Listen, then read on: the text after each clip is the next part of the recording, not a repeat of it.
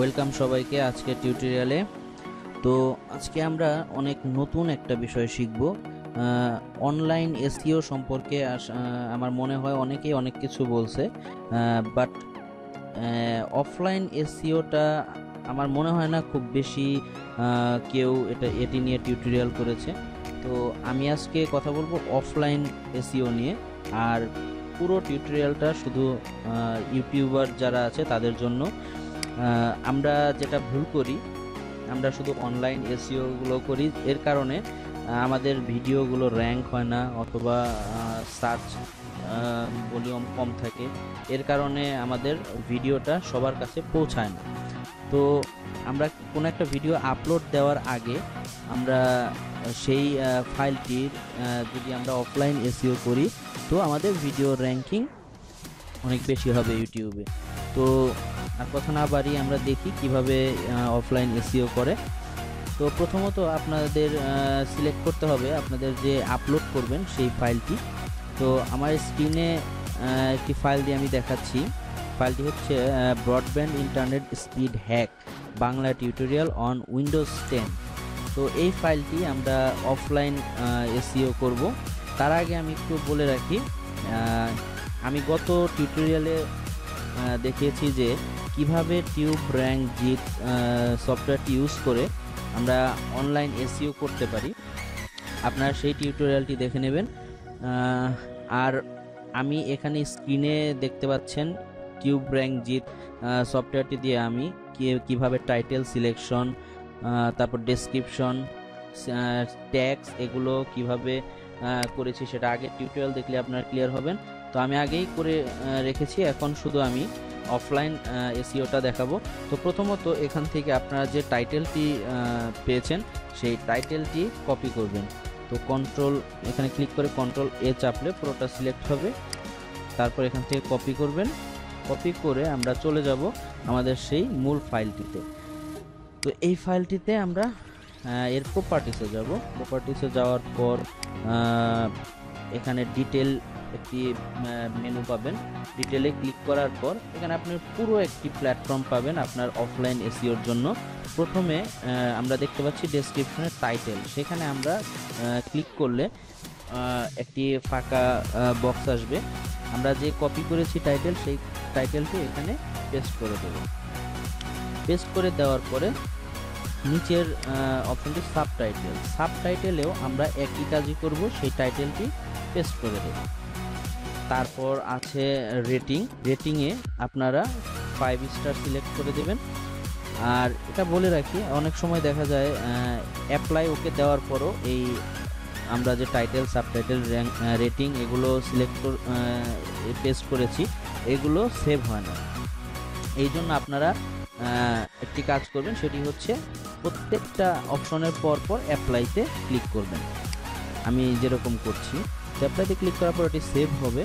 তারপরে আসছে ট্যাক্সে আমরা করব, যেটি আমরা আমাদের যে কাঙ্ক্ষিত ট্যাগগুলো সেগুলো সিলেক্ট করে কপি করে এনে আমরা এখানে ট্যাক্সে পেস্ট করে দেব। কমেন্ট অপশনে গিয়ে আমরা সেই ট্যাক্সগুলোই আবার পেস্ট করে দেব। তারপর এখানে আর কাজ নেই, আমরা আবার অ্যাপ্লাইতে ক্লিক করি। তারপর এগুলো ভিডিওর কিছু প্যারামিটার, সেগুলোতে আমাদের না দেখলেও চলবে। কন্ট্রিবিউটিং আর্টিস্ট, এখানে আমি যেটা করি সেটি হচ্ছে আমার চ্যানেলের নামটা দিয়ে দিই।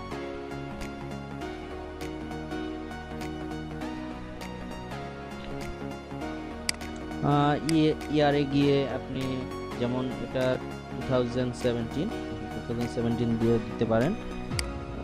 জেনারে কিছু দিতে হবে না। ডিরেক্টরসে আপনি আপনাদের নাম দিয়ে দিতে পারেন।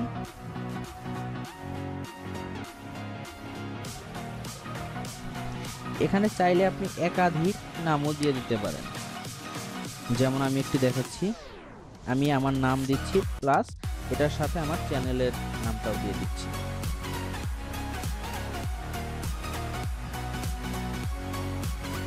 ওকে, এরপর প্রোডিউসার্স, এখানে আমি আমার চ্যানেলের নামটি দিব।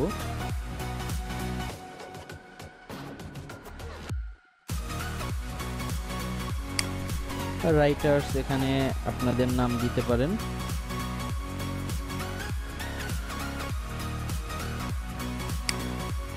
পাবলিশার্স একই, আপনাদের নাম দিয়ে দিতে পারেন। না এখানে যেহেতু আমি নাম ইউজ করছি আগেরটা, আমি এখানে চ্যানেলের নামটা দিয়ে দিই।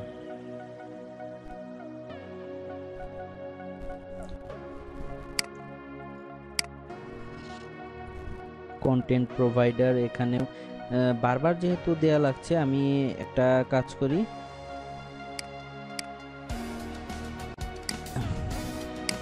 এখানে নামটি কপি করে পেস্ট করে দিলাম। মিডিয়া ক্রিয়েটেড, আপনি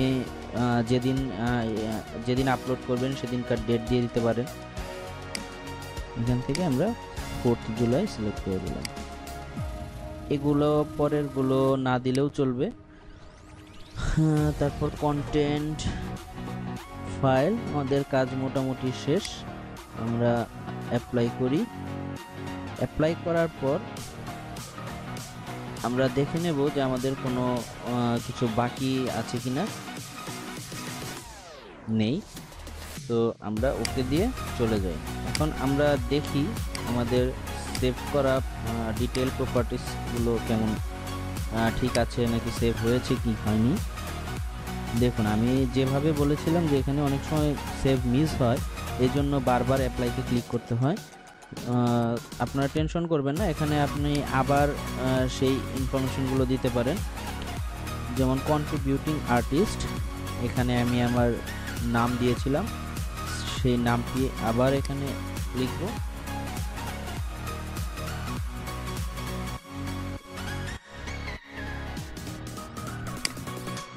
এটি কপি করে নিই, যেখানে যেখানে আমি নাম ইউজ করেছি সেখানে আবার নাম দিয়ে দেব।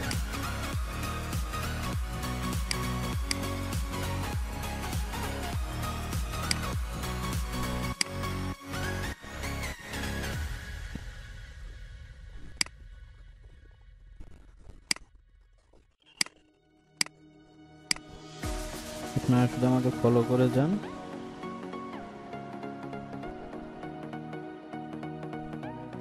ইয়ারে গিয়ে 2017, জেনারেল কিছু দিব না। Producer app care BD,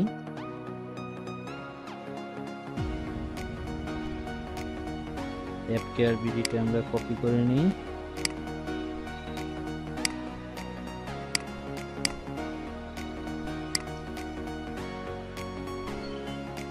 publisher app care BD encoded by app care bd, apply করি। কপিরাইট আর কিছু দিতে হবে না।